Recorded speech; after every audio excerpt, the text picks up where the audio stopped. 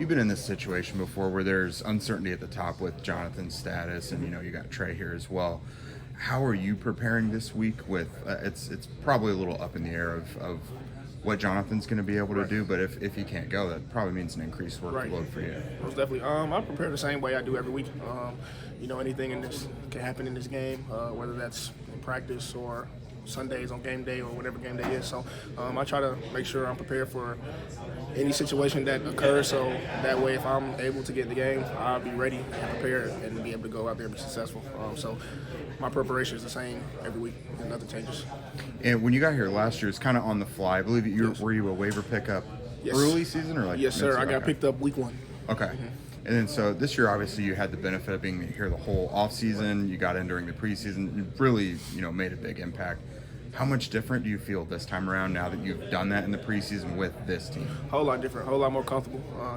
It gave me time to get acclimated, not with just the playbook, but guys in this building, coaches, just to get to know the guys around the building a little bit more. So that made me feel more confident in just coming in the building and doing what I know I'm capable of doing each and every day.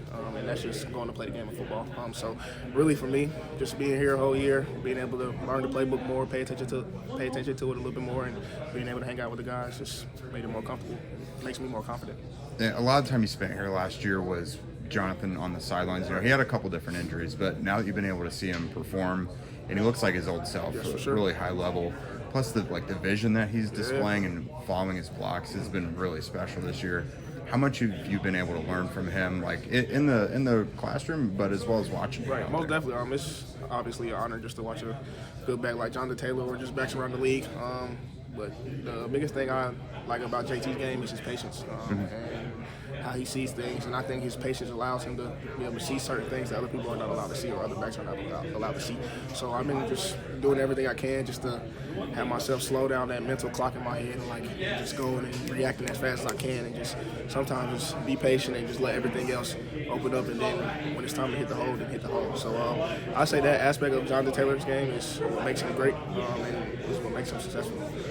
A lot of people when they're watching from home and everything, that there's probably a pretty big misunderstanding with the running back position. They're like, I see a hole, just run through it. But there's a lot more that goes into it than that, right? Like, especially when you see like Jonathan standing out with the vision and everything, he's waiting for things to set up. So like, how intricate is it? Just like a common run play. It's very intricate. It's really all about instinct. I know you might see a hole, but that hole can lead you to a bunch of clouded areas because that's really not the hole you're supposed to hit. That's why patience comes in the key for a running back. And you have to have good reaction time and good instincts to be back there. But I feel like patience and being able to set up your blocks to get the guys blocked is what makes the hole open. And I feel like once you have the ball, you know where the ball is supposed to hit, just based off movement and flow and just how guys are moving around in the box. So as far as that aspect, I just think patience is the key to that, and just slow down that internal clock and just allow yourself to flow through the game and just hit the right area in the right location and put the ball where it's supposed to be. How hard is that to kind of train yourself to do that? Because there's got to be a huge amount of adrenaline with the ball in your hands. Oh yeah, for sure. Especially as the game gets going, a lot of adrenaline going.